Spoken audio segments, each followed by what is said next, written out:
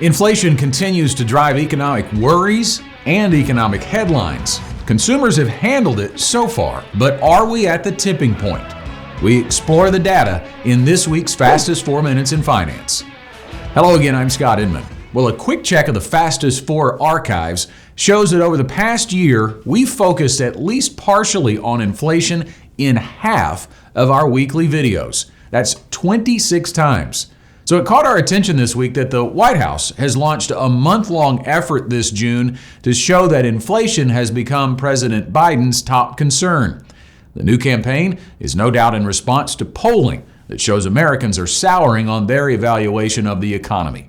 A Gallup poll released this week found that just 14% of U.S. adults rate economic conditions as excellent or even good. A whopping 46% called them poor.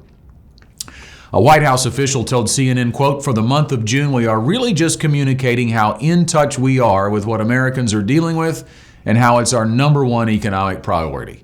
Well, there is no doubt that higher than normal inflation has persisted longer than most predicted. And there's new data that shows if it continues much longer, it could begin to wreck the economy. But we're not there yet. Consumer spending drives the economy, and so far, consumers are still spending, even though prices are soaring. Real consumer spending rose 0.7% in April. That's the fourth consecutive monthly increase in real spending. So where are they getting it? Well, data shows they have been sitting on savings stockpiles and are now unloading it.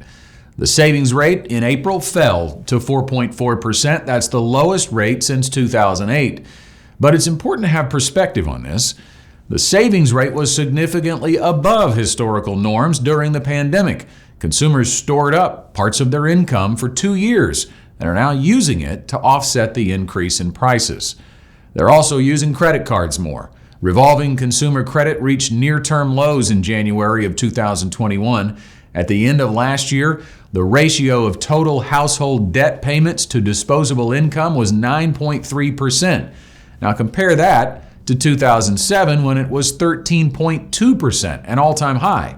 So the takeaway here is consumers are better positioned to use credit cards to weather the inflationary storm than they were in past years. Of course, that's only a temporary solution.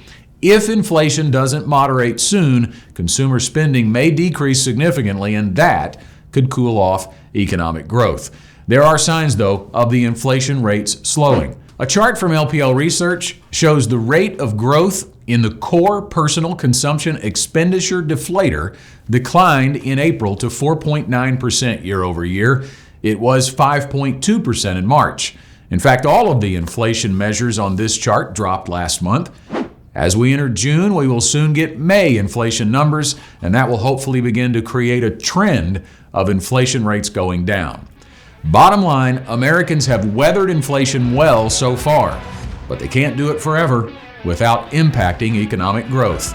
Only time will tell which direction we're heading. Thanks for listening.